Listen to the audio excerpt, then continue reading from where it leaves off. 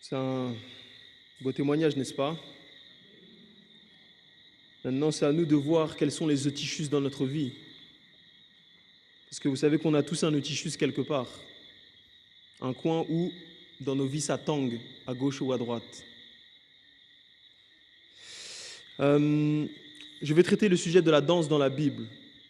Donc je vais faire ça en une partie.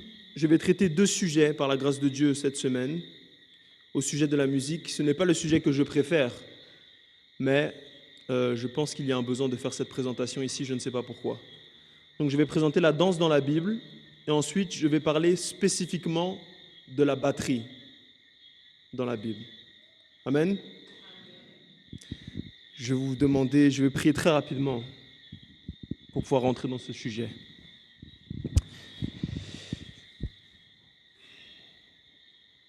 Oh, notre Dieu, notre Père, notre Roi, nous voulons, Seigneur Dieu, te remercier pour ta grâce,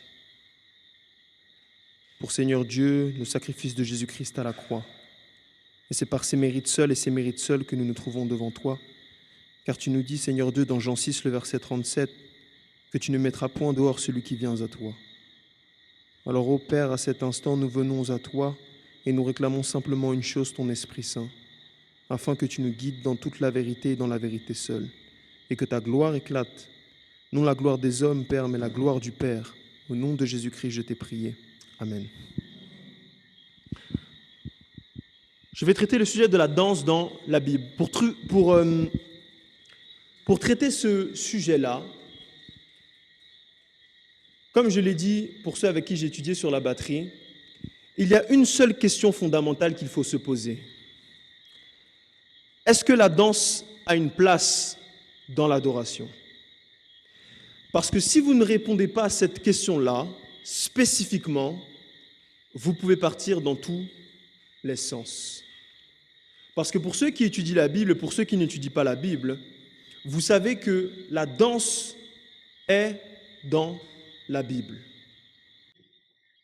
Je vais reprendre.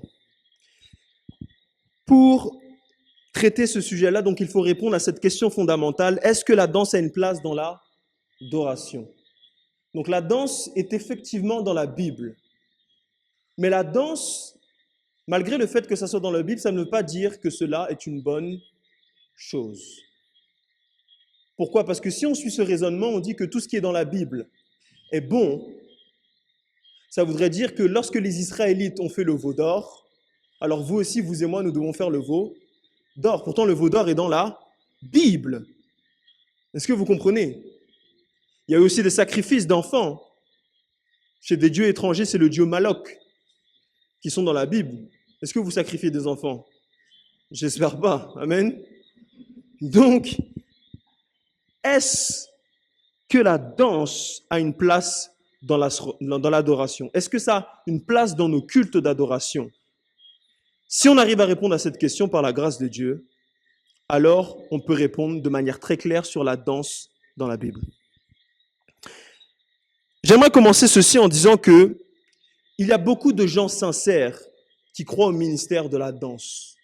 Et ici, on n'est pas venu pour incriminer des gens, mais pour dire ce que seulement la Bible dit. Parce que vous savez que la Bible dit dans Osée 4, le verset 6, « Mon peuple faute périt de connaissance », n'est-ce pas? Donc il y a beaucoup de gens sincères qui sont dans l'ignorance, mais c'est à nous de leur montrer vers la Bible seulement qu'est-ce que la Bible dit.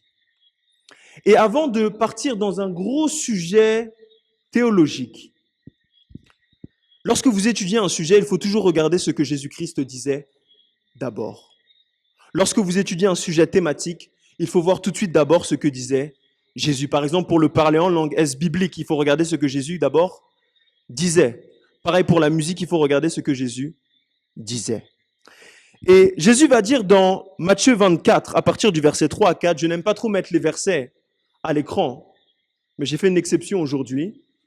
La Bible nous dit dans Matthieu 24, le verset 3 à 4, « Puis s'étant assis sur la montagne des Oliviers, ses disciples vinrent à lui en particulier lui dire quoi? Dis-nous quand ces choses arriveront et quel sera le signe de ton avènement et de la fin du monde. Et Jésus répondant leur dit, Prenez garde que personne ne vous séduise. Vous ne trouvez pas que c'est une réponse fascinante de la part de Jésus-Christ? Ils sont en train de demander, imaginez-vous la scène, Jésus-Christ, dis-nous quel sera le signe de ton avènement. Avant de rentrer dans tous les débats, les bruits de guerre, etc., Jésus-Christ commence par « Prenez garde que personne ne vous séduise ». Parce que lorsque Jésus-Christ va revenir, la séduction sera énorme sur la terre. Et si vous avez l'occasion d'étudier Matthieu 24, vous allez voir qu'à plusieurs reprises, prenez garde et le mot séduction sont répétés. Donc vous et moi, nous devons prendre garde à ce que personne ne nous séduise, n'est-ce pas? Et il va dire le verset 11, car il s'élèvera beaucoup de faux Christ et de faux prophètes, qui feront quoi? Des grands prodiges, des grands miracles, au point de quoi? Séduire, s'il était même possible, les élus. Maintenant, question, de quelle manière séduit-on quelqu'un? Vous savez que, lorsque un homme veut séduire une femme et qu'il a des intentions mal intentionnées, le meilleur moyen d'avoir une femme très facilement, si on est mal intentionné, c'est de jouer sur ses sentiments, n'est-ce pas? Parce que si vous avez le cœur de la femme, dans ces cas-là, vous avez tout. C'est un principe même biblique. Si Dieu a votre cœur, il a tout. Donc, la meilleure manière de séduire quelqu'un, c'est par les sentiments. Mais voici, lorsque l'on vient à l'église, malheureusement, on nous dit « Bienvenue à l'église, vous n'aurez pas besoin de ça ». Ce n'est pas la réalité. On nous expose beaucoup de choses, mais beaucoup d'entre nous, lorsqu'on nous dit « Jésus-Christ, on dit oui, mais on ne prend pas le temps de vérifier pour nous-mêmes. Pourtant, dans la Bible, la foi et la raison vont ensemble. Parce que la foi, c'est une ferme assurance des choses que l'on espère, mais c'est aussi une démonstration. En anglais, c'est une démonstration des évidences. Donc, il faut raisonner. Et vous savez qu'il y a deux types de réveil dans la société. J'aime ce que disait C.S. Lewis, qui va dire ceci. Il dit, nous avons le réveil des sentiments et non de la connaissance de Dieu. L'Église aujourd'hui est plus guidée par des sentiments que par des convictions venant de la parole. Nous apprécions l'enthousiasme plus que quoi? Les engagements éclairés. Christ veut le cœur d'un enfant, mais la tête d'un adulte. C.S. Lewis, qui n'est pas un adventiste, est en train de dire que dans le monde, il y a deux types de réveils. Dans le monde du christianisme, un réveil par les sentiments et non un réveil, de la connaissance de Dieu. De quel côté, vous et moi, nous sommes? Avons-nous été séduits? Maintenant, vous savez que la première histoire, en tout cas la première histoire, qui a été écrite sur l'adoration, c'était quelle histoire? Quels étaient les, entre guillemets, premiers adorateurs? Caïn et Abel, dans Genèse 4. Ok? Voici Jésus-Christ va dire dans Jean 4, le verset 23. Mais l'heure vient et elle est déjà venue. Ou quoi? Les vrais adorateurs adoreront quoi? Le Père en sentiment et en esprit et en quoi? Vérité, n'est-ce pas? Car ce sont là les adorateurs que le Père demande. On va essayer de raisonner sur ce verset très facilement. Déjà, on nous dit que l'heure vient et elle est déjà venue ou quoi? Les vrais adorateurs. Si on vous dit que quelque chose est vrai, ça implique que quelque chose est faux. Donc, lorsque l'on parle de vrais adorateurs, ça implique le fait qu'il y a aussi des faux adorateurs. Mais le Père vient pour qui? Les faux ou les vrais adorateurs? Les vrais adorateurs. Et ensuite, quelques mots plus tard, on nous dit, car les vrais adorateurs adoreront le Père en esprit et en vérité. Donc ici, on est en train de nous donner les caractéristiques des vrais adorateurs.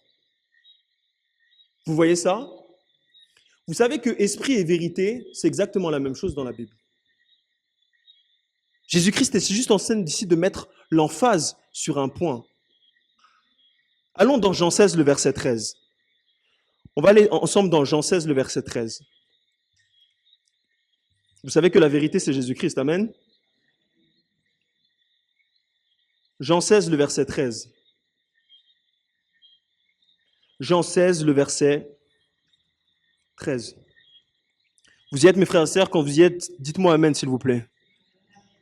Amen. Lisons ensemble le verset 13.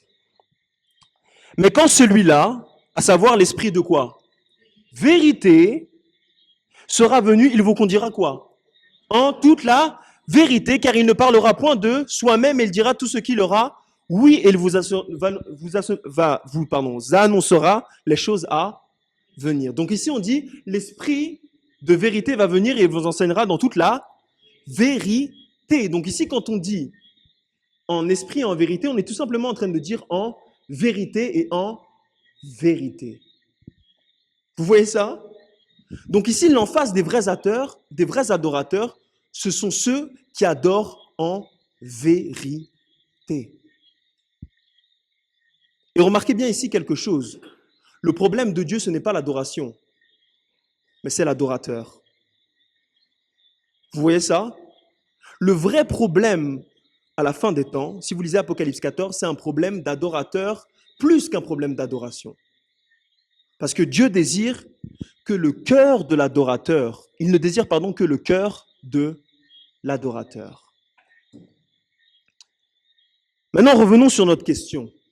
Parce que si on n'établit pas cette base-là, c'est très difficile après de comprendre. Est-ce que la danse a une place dans l'adoration, dans le culte ou dans le sanctuaire?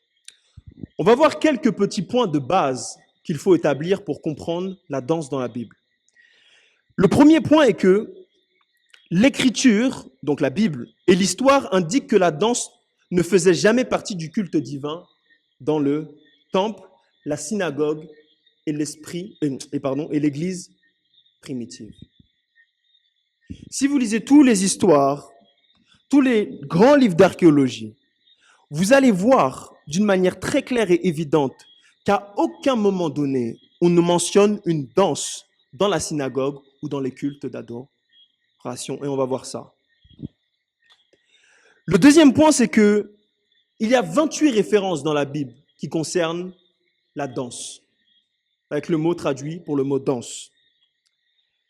Et on va étudier ensemble, on va voir qu'il y a seulement 4 qui peuvent être considérés comme faisant référence à ce qu'on appelle, entre guillemets, une danse religieuse. Donc potentiellement, une danse qui pourrait être liée à un culte religieux.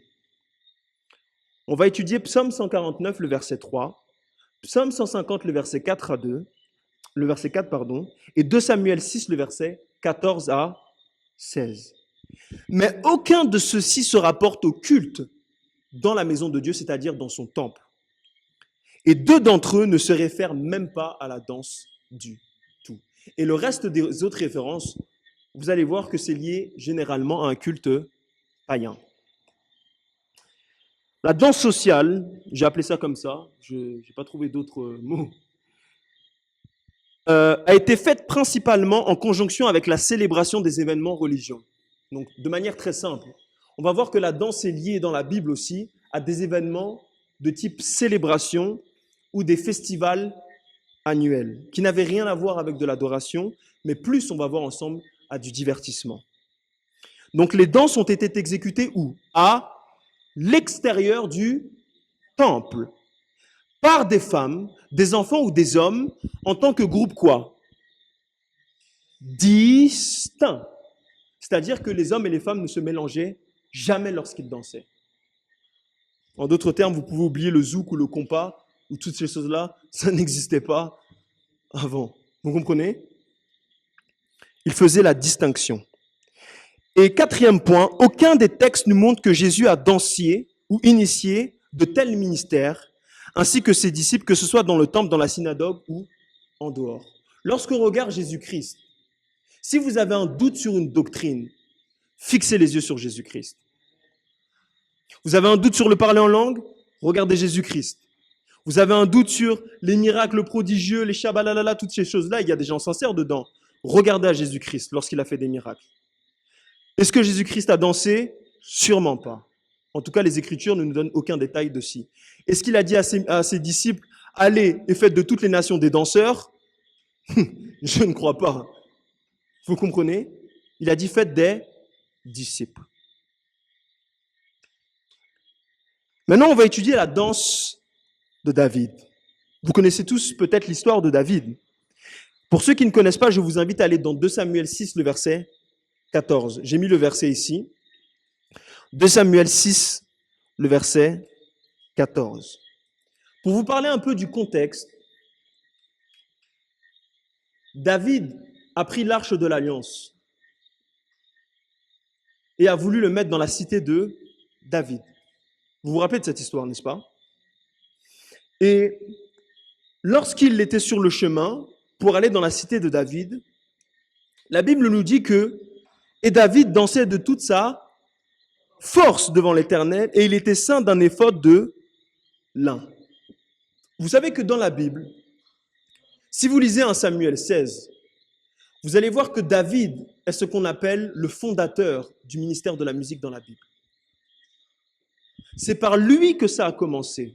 Bien évidemment, au ciel, il y a eu Lucifer. Vous comprenez dans Ézéchiel 28.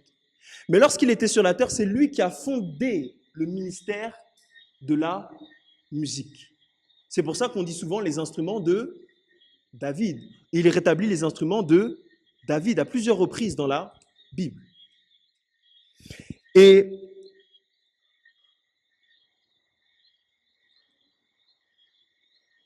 dans 2 Samuel 6, le verset 17, on va y aller ensemble, parce que je préfère que chacun voit pour soi-même. 2 Samuel 6, à partir du verset 17. Vous y êtes, mes frères et sœurs? Je ne vais pas afficher ces versets-là à l'écran. 2 Samuel 16 à partir du 2 Samuel 6, à partir du verset 17. Vous y êtes, mes frères et sœurs? Ok. On va lire le verset 17. Lisons ensemble. Ils emmenèrent donc l'arche de l'Éternel et la posèrent en son lieu dans un tabernacle que David lui avait fait. Et David offrit quoi? Des holocaustes et des sacrifices devant qui? Devant l'Éternel. Si David vient et pose l'arche devant la maison de l'Éternel, ça veut dire que l'arche avant était où? En dehors, n'est-ce pas? Donc de manière logique et raisonnable, on peut dire que lorsque David a dansé, il a dansé où? En dehors du sanctuaire. Donc ici, on voit un témoin. Lorsque l'on parle de danse dans la Bible, David, qui est l'initiateur du ministère de la musique, a dansé où? En dehors du sanctuaire. Progressons. Lorsqu'il arrive dans le sanctuaire, on vient de le voir, il offre quoi? Des holocaustes et des sacrifices. Ça montre ici une révérence, une solennité, je ne sais pas comment on dit. Solennité, c'est comme ça qu'on dit? Ça montre donc que le lieu est un lieu saint, n'est-ce pas? Tout à coup, il ne se met pas à danser, mais il offre des holocaustes, c'est-à-dire qu'il est en prière. Vous voyez ça? Vous voyez le contraste entre la danse, il dansait avec toutes ses forces, et puis d'un coup, lorsqu'il arrive dans la présence de Dieu, qu'est-ce qui se passe? Il est dans la révérence la plus totale. Troisième point, dans 2 Samuel 6, le verset 21, dans la version Louis II, lorsque David répond à Michal, parce que Michal n'aimait pas la danse qu'il avait faite, David va dire qu'il a dansé pour l'Éternel. Si vous regardez le mot danser ici, en hébreu, c'est le mot divertir. Donc David est en train de dire ici que lorsqu'il a dansé pour l'Éternel, Il a simplement dit qu'ici, il dansait pour s'amuser. C'est le mot jouer ici, le mot divertissement, qui n'a rien à voir ici avec une adoration au sens propre. Est-ce que vous voyez ça? Vous voyez ça? On va continuer. David, donc, qui est le fondateur du ministère de la musique et du temple, si vous lisez 1 Chronique 23, le verset 5 et 1 Chronique 25, le verset 31, on va revenir sur ce verset-là lorsqu'on va étudier la batterie. Vous allez voir qu'il donne des instructions claires à plus de 4000 lévites. Et il donne tous les instruments qu'il y a dans le sanctuaire. Il donne les chants que doivent chanter les lévites. Il donne même l'âge du commencement du ministère des lévites. Mais à aucun moment donné, il instruit les lévites sur quand et comment danser. Ça veut dire que lorsqu'on parle du service du sanctuaire, David, qui est le fondateur de la danse, n'instruit même pas les lévites sur la danse. Pourtant, il les instruit sur le chant, sur les instruments, mais à aucun moment donné, il ne leur parle même de la danse. Donc, comment se fait-il que nous ayons introduit ça dans notre service de culte et même dans l'adoration? Et le dernier point que je vais traiter concernant la danse de David. La danse de David n'a rien à voir avec la danse d'aujourd'hui. Maintenant, comment je peux faire une telle affirmation? Il y a un homme qui s'appelle Garen Wolf, qui a fait énormément d'études sur la musique. Il a écrit un livre qui est très intéressant qui s'appelle The Music of the Bible, donc dans la perspective chrétienne. Donc la musique dans la Bible, dans la perspective chrétienne, de Garen Wolf. Un livre très intéressant. Mon ordi est en train de... Vous savez, l'ennemi n'est pas content quand on parle de la musique. Hein. Il va dire ceci. C'est bon.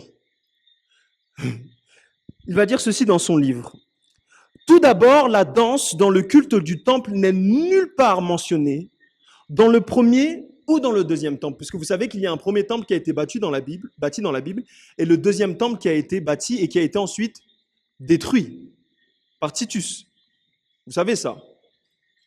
Et il dit deuxièmement, sur les 107 fois où le mot hébreu traduit par danse sont utilisés dans la Bible, seules 4 fois on peut les considérer comme faisant référence à la danse religieuse. Troisièmement, aucune de ces références à la danse religieuse ne s'est associée au culte public régulier des Hébreux. Donc Garen Wolf, c'est quelqu'un de très solide. C'est quelqu'un qui a fait des études d'archéologie et d'histoire. Et il dit qu'à aucun moment donné, la danse n'était dans les cultes d'adoration hébreux. Mais ça va encore plus loin.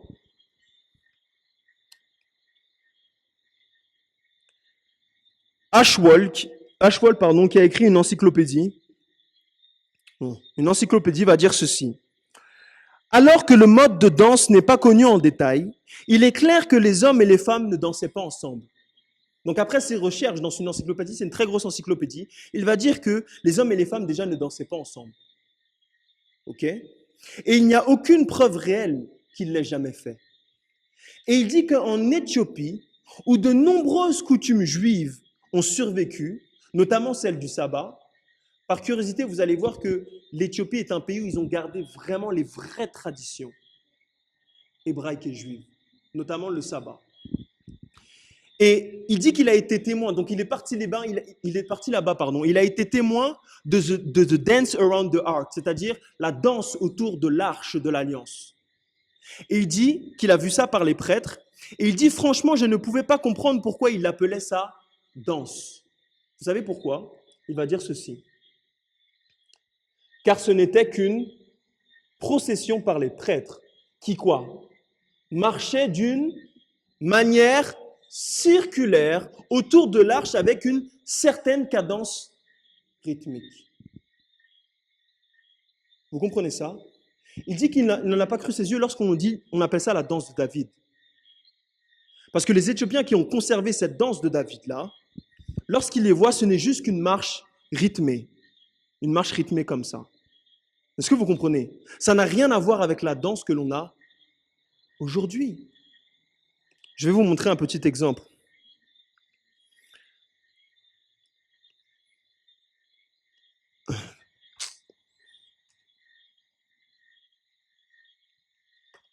Bon, tu peux venir vite fait, Williams. À chaque fois qu'on met des vidéos, ça ne fonctionne toujours pas. J'espère que vous priez pour nous. Amen. Est-ce que tu peux mettre juste la vidéo? Ou l'enlever et puis, tu sais... Oui.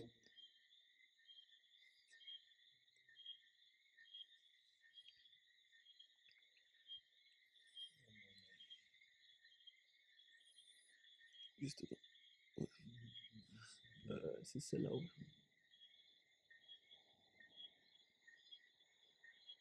Voilà. Vous voyez bien? Ok, je ne vais pas mettre de son parce que ça fait un bruit terrible. Oui, vous voyez ça? Oups. Est-ce que vous voyez? Ok. Regardez attentivement. Vous allez comprendre de quoi je parle. C'est une danse autour de l'arc, comme David le faisait. Il y a les tambours, comme il y avait dans la Bible, et regardez la danse qu'ils font. Est-ce que vous trouvez que ça a à voir avec ce qu'on fait aujourd'hui dans l'église? Regardez, c'est juste une marche rythmée. Ça n'a rien à voir avec la danse que l'on fait aujourd'hui. Ça n'a rien à voir avec les danses modernes. Vous avez vu ça? Est-ce que je mens? Non. C'est des preuves, c'est des faits historiques, confirmés en Éthiopie. J'ai une autre vidéo. Bon, celle-là, on ne la voit pas très bien, mais bon. Je vais essayer de voir si on peut, si vous pouvez voir un peu.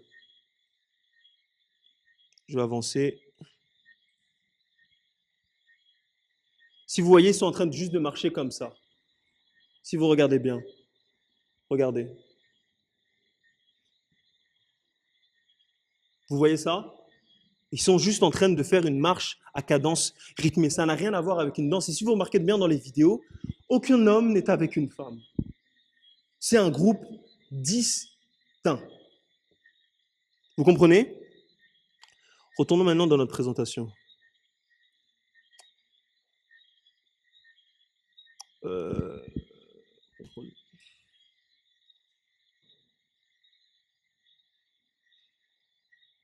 Ok. Maintenant, vous voyez cette affiche. Vous voyez cette affiche, n'est-ce pas? Qu'est-ce que c'est marqué? Initiation à la... Vous avez déjà raté quelque chose.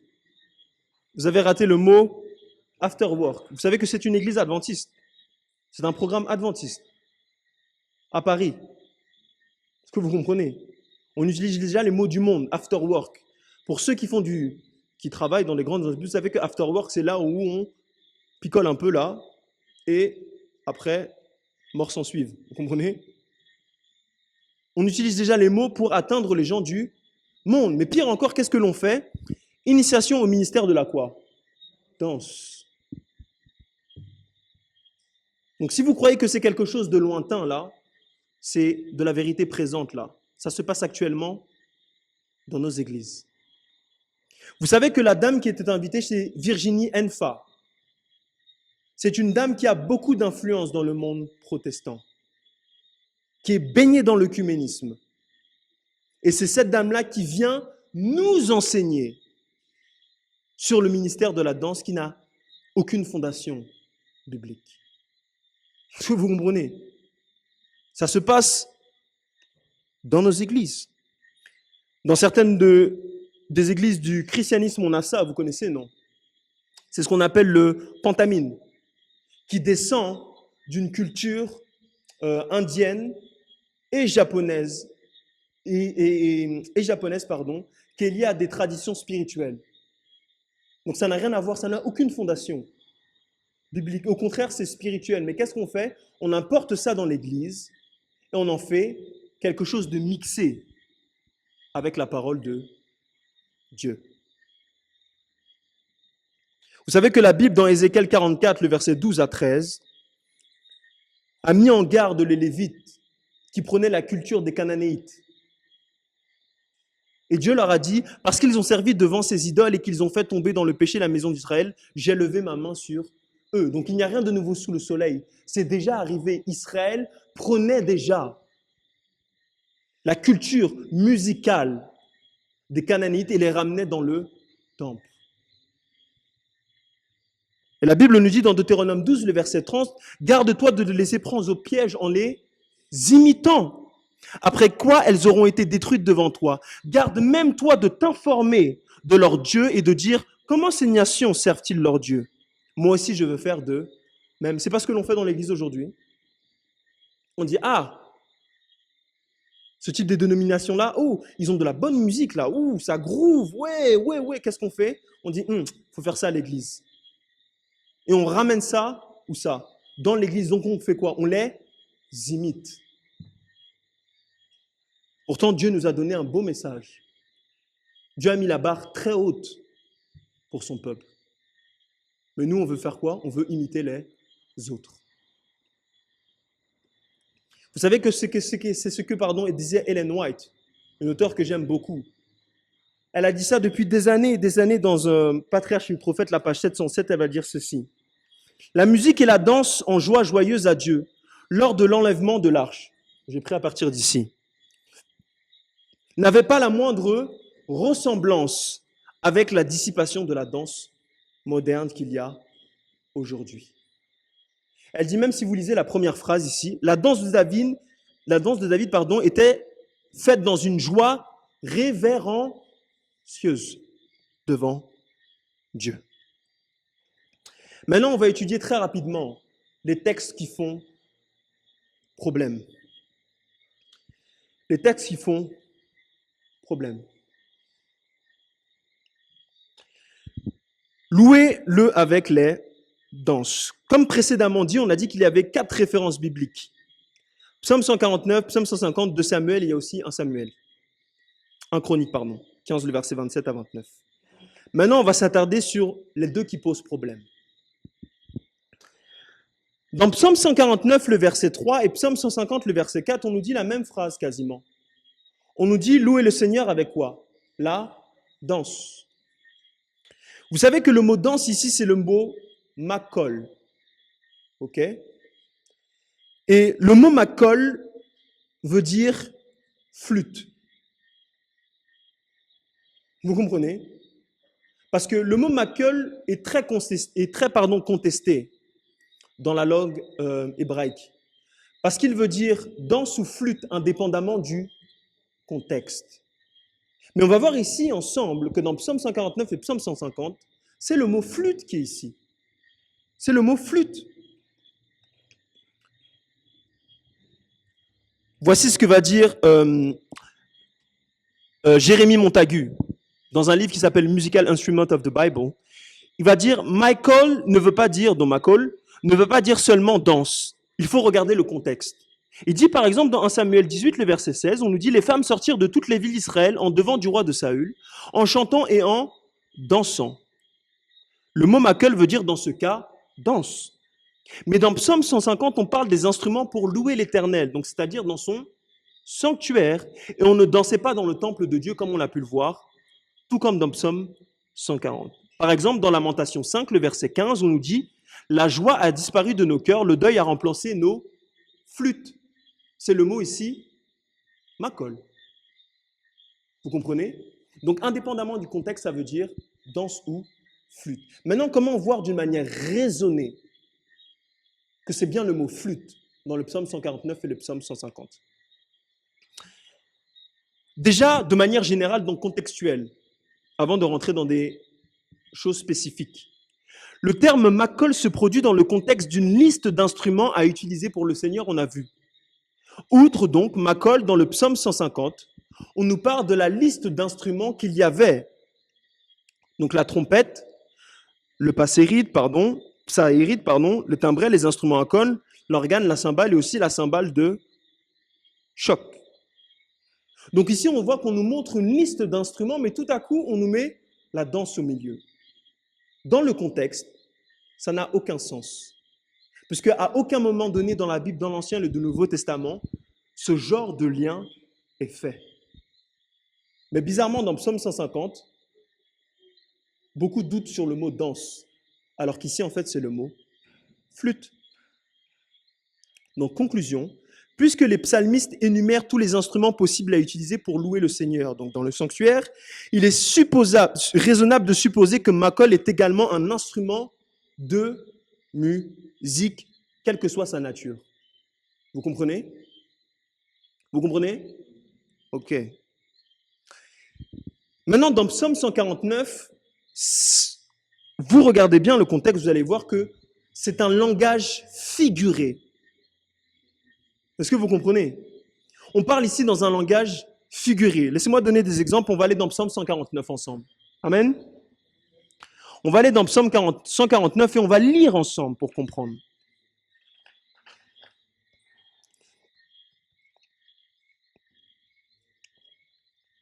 Vous y êtes, mes frères et sœurs? Psaume 149. Les psaumes sont au milieu de la Bible. Amen. Vous y êtes? Ok. Psaume 149, à partir du verset 45, à partir du verset 5, on nous dit quoi?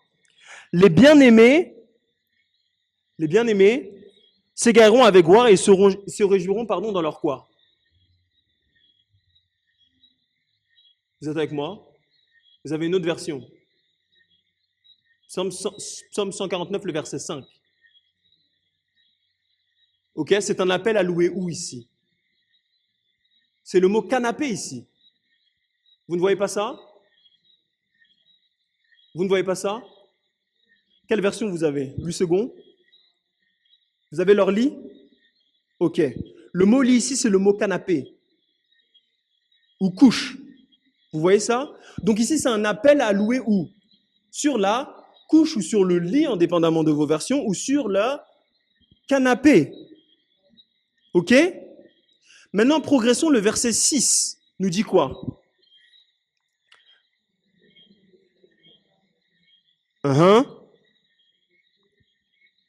Donc ici, Dieu est en train d'inviter à louer comment? Avec 2 épées, n'est-ce pas? Est-ce que Dieu nous invite réellement, lorsqu'on loue l'Éternel, à prendre 2 épées et à s'amuser comme ça? Non. C'est ici un sens figuré. Est-ce que vous comprenez? Dans le verset 7 et le verset 6, dans le verset 8, pardon, c'est exactement la même chose. Dans le psaume 149, contextuellement, ici on parle d'un sens figuré. Est-ce que vous voyez ça? Maintenant, regardons le psaume 150. Je vais revenir sur le psaume 150 lorsque l'on va parler de la batterie, parce que c'est le verset qui pose le plus problème, et pourtant c'est très simple. Allons dans le psaume 150. Et on va tout lire. Donc du verset 1 au verset 6. Vous y êtes? On va lire ensemble. Louez l'Éternel, louez le Dieu fort à cause de sa sainteté, louez-le à cause de cette étendue qu'il a faite par sa force. Louez-le de ses grands exploits, louez-le sur la grandeur de sa majesté, louez-le avec les sons des trompettes, louez-le avec le son de la musique, de la harpe, louez avec le tambour et la danse, louez sur l'épinette et sur les orgues, louez-le avec les cymbales retentissantes, louez-le avec les cymbales de cris de registrante, que tout ce qui respire quoi? Loue l'Éternel, loue l'Éternel. À partir du psaume 146 au psaume 150, Dieu est en train de faire un appel final à toute l'humanité. Et c'est confirmé en disant que tout ce qui respire loue l'Éternel. Il commence le psaume 150 en disant que ceux qui sont au ciel louent l'Éternel, parce qu'ici on parle du sanctuaire céleste et du firmament. Vous et moi, nous ne pouvons pas aller dans le firmament, vous comprenez? Et ici, c'est un langage aussi figuré. Pourquoi? J'ai mis ici quelques points. Le premier point, c'est que Ici, on avait vu qu'il parle de son sanctuaire, de son firmament puissant, etc., etc. Mais c'est le point C qui m'intéresse. On voit ici une sélection d'instruments à utiliser pour louer le Seigneur, à savoir les 8 ou 9 énumérés ci-dessous. Ici, dans le psaume 150, c'est exactement, quasiment la même chose que le psaume 149. Ici, Dieu est en train d'inviter l'humanité. Ça n'a rien à voir avec des objets spécifiques. Ça n'a rien à voir avec un type de personne spécifique. Ici, il est en train d'appeler tout le monde. Et le mot ici, makol, c'est le mot aussi flûte. Ça n'a rien à voir avec la danse, mes frères et sœurs. Rien à voir. Bon, c'est ce que je viens de résumer. Vous savez que Ellen White avait déjà parlé de ça dans Événements des derniers jours, la page 122. Elle va dire ceci. Les choses que vous ayez décrites en Indiana m'ont été montrées comme devant se produire juste avant la fin des temps. Donc le temps dans lequel nous vivons. Elle dit, on se livrera à toutes sortes de manifestations étranges. On poussera quoi? Des cris. On frappera quoi sur les tambours? On jouera de la musique et on dansera. L'on deviendra quoi? Incapable d'y avoir recours pour prendre des décisions quoi? Sage, en d'autres termes, votre faculté de décision, à cause de un certain type de musique et à cause de la danse, vous ne pouvez plus prendre des décisions claires. Pourquoi? Parce que ça attaque dans le cerveau ce qu'on appelle le lobe frontal. Est-ce que vous comprenez? Et je vais terminer par ces deux points-là. Et je vais terminer par cette citation qui pour moi résonne comme un appel. Parce que vous savez que Christ vous aime tellement que le standard qu'il a mis pour vous est ici. Mais que Satan veut que vous preniez un standard ici. Parce que le but de Satan, ce n'est pas que vous n'étudiez pas votre Bible. Ce n'est pas son but, ça. Son but, ce n'est pas que vous ne priez pas. Son but, c'est que vous négligiez ça. C'est que vous négligiez la prière. C'est-à-dire, vous priez un peu, vous étudiez un peu, vous connaissez juste un peu, mais vous ne connaissez pas Christ totalement. Est-ce que vous comprenez? Donc, Christ vous aime tellement qu'il a mis un standard élevé pour vous. Mais ce standard est un standard qui est saint. Donc, vous et moi, nous ne pouvons pas l'atteindre de nous-mêmes. Est-ce que vous êtes saints, mes frères et sœurs? Non. La Bible nous dit seul Dieu est 3 fois saint, donc saint. Donc, si Dieu nous donne un standard saint, un standard infini, c'est-à-dire être à son image, parce que pour être à l'image d'un Dieu infini, il faut une vie infinie, n'est-ce pas? Laissez-moi vous poser une question. N'a-t-il pas mis en vous et moi un potentiel infini pour atteindre ce but-là? N'est-ce pas? Vous avez ce potentiel infini.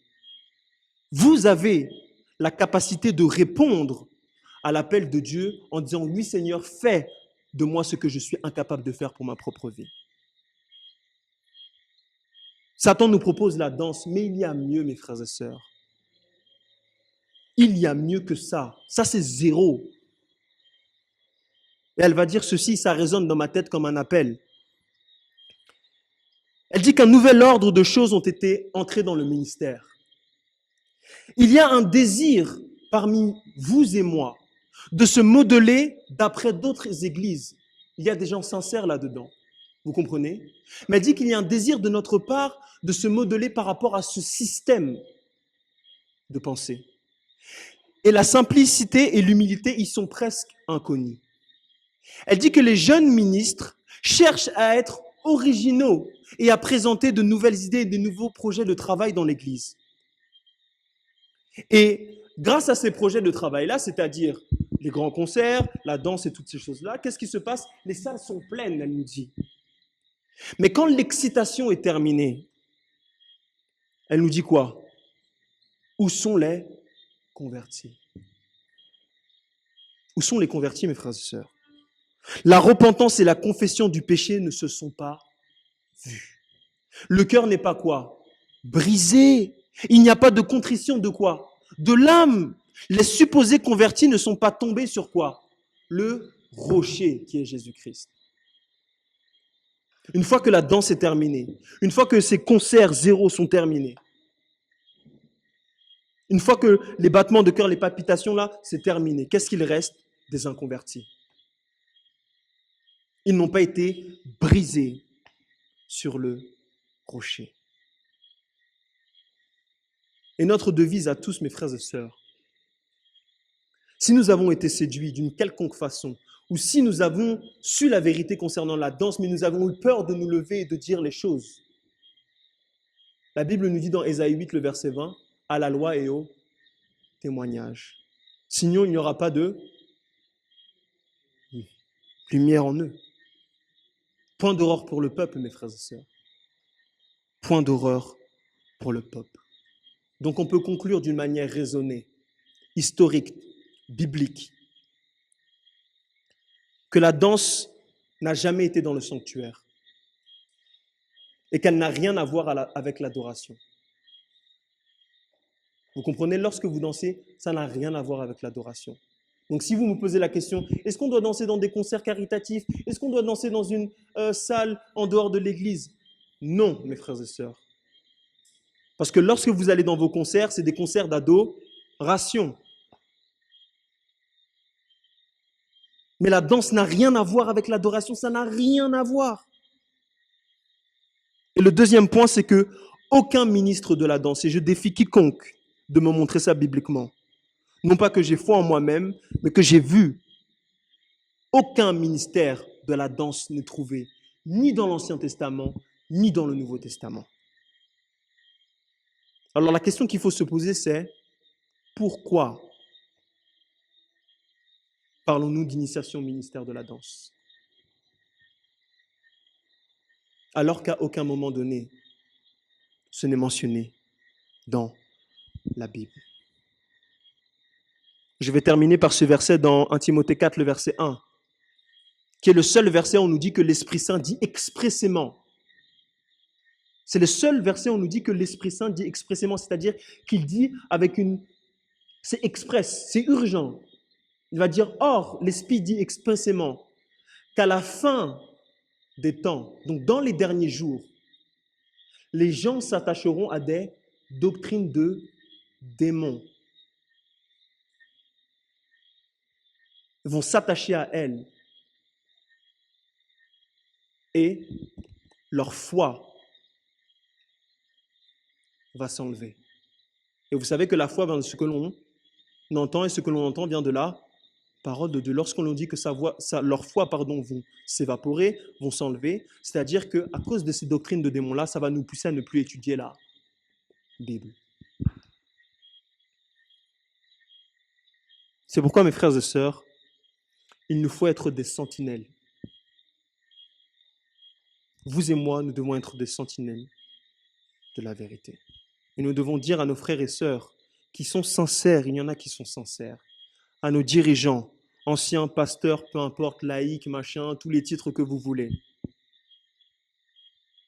leur dire que ça n'a rien à faire dans le temple de Dieu, avec douceur et amour. Amen. Je vous invite à prier, puis je vais laisser mon frère terminer.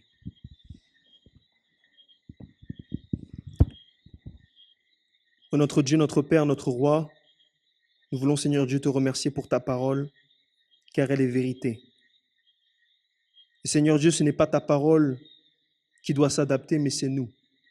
Car tu nous dis dans Malachie 3, le verset 6, que tu es un Dieu qui ne change pas, tu es le même hier, aujourd'hui et demain. C'est nous, Père éternel, qui devons changer. Mais nous savons, Seigneur Dieu, que de nous-mêmes, c'est impossible. C'est pourquoi, ô Père, comme tu l'as dit dans ta parole, dans Jean 5, le verset 30, tu ne fais rien sans le Père. Nous, Père éternel, nous ne voulons rien faire sans le Fils. Accomplis ces promesses dans notre vie, Père. Que l'œuvre que tu as commencée, tu la finiras. Au nom de Jésus-Christ, nous t'avons prié. Amen.